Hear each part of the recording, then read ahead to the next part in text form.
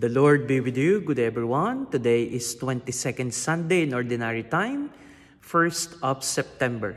Here in Australia, we are celebrating Father's Day. And in the Philippines, we know that begins the long season of Christmas. Well, that's debatable, but nonetheless, we all continue to have a joyous heart. But our gospel, coming from St. Mark chapter 7, verses 1 to 8, 14 to 15, 21 to 23, is reminding us all what joy it is if we have hypocrisy in our hearts. Jesus said, "You are serving the Lord with lip service, yet the heart is far from the Lord." In one occasion, the scribes and Pharisees noticed that the disciples of Jesus didn't wash their hands. It was customary for them that before eating, you have to wash your hands. Well, for practical reason, even today, we have to do that. However, what Jesus giving emphasis was not just the cleansing of the externals, but also cleansing of the hearts. Because Jesus knew the intentions of the people. Jesus knew the reason why they were trying to put down the disciples of Jesus for not washing their hands was not because they were concerned, not because they were truly after the tradition of cleansing, but because they were after the downfall of Jesus.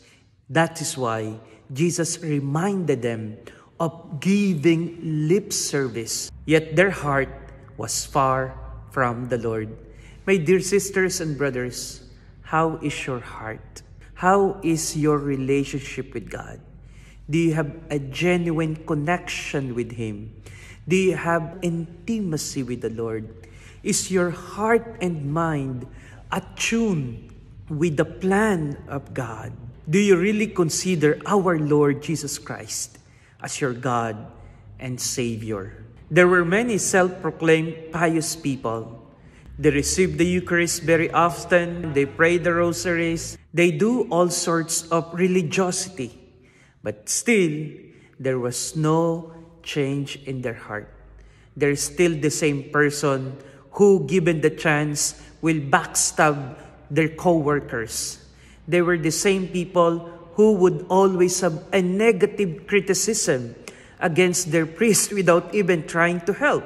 There will always be people who will be stepping on others so that they will be known as the good one, the better one. Jesus is so sad and angry with this kind of people. That is why let us always give not just lip service, but the holistic offering of our life, body, soul, mind, and heart, so that whatever happens to us, we can truly say, we gave our all to Jesus. God bless.